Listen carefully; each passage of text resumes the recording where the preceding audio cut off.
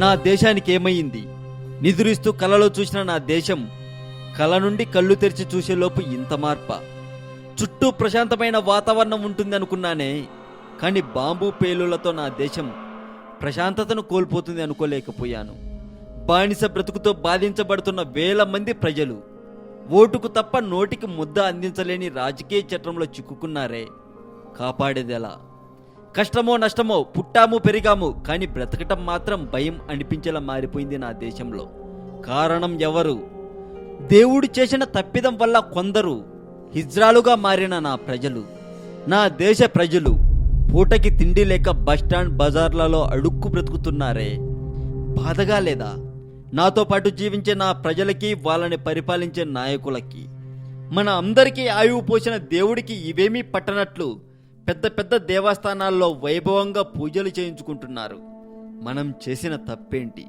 తినడానికి తిండి లేని మనిషి మనిషే కాదు అన్నట్లు కొందరు చూస్తుంటే, ఛీ, మనది మన మనుషులది ఒక బ్రతుకేనా అని మాత్రం ఎవ్వరికీ అనిపించట్లేదా?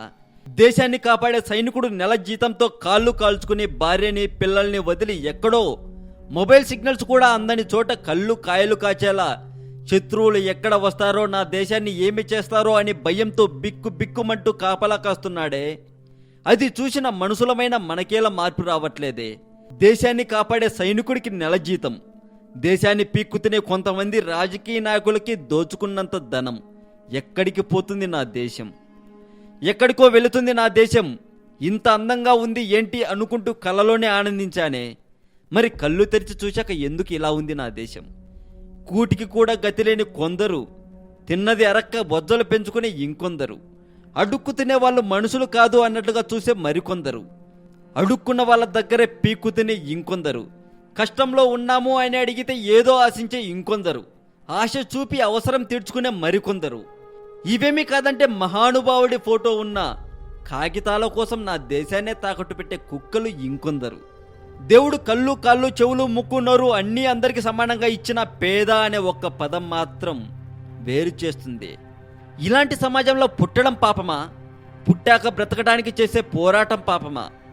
ఈ పోరాటం చేయలేకుండా బ్రతకాలని ఆశపడడం పాపమా?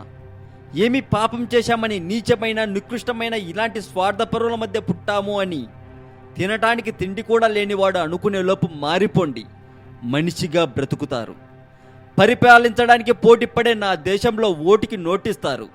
అదే ఓటు వేయనంటే పీక కోస్తారు, పక్కలేస్తారు. ఎక్కడికి వెళుతుంది నా దేశం?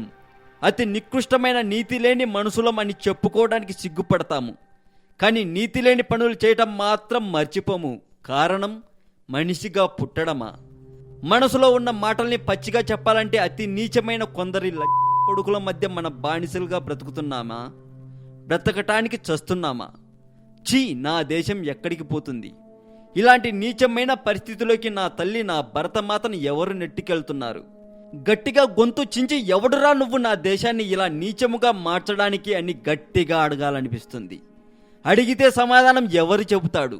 నా దేశాన్ని నాశనం చేస్తూ ఎక్కడో దొంగ కొడుకుల్లాగా మూలన దాక్కొని డబ్బు మదంతో కొట్టుకుంటూ దొంగ చూపులు చూస్తూ మన చుట్టే ఉన్నారు కొంతమంది. అలాంటి వాళ్ళని ఏమి చేస్తే బ్రతుకుతుంది నా దేశం, నా దేశ గౌరవం? ఇలాంటి వీడియోని కూడా లైక్ చేయమని, షేర్ చేయమని బిజినెస్గా ఆలోచించేంతగా నేను దిగజారలేదు. ఒక భారతీయుడిగా ఆలోచించండి, అందరం బాగుంటాం.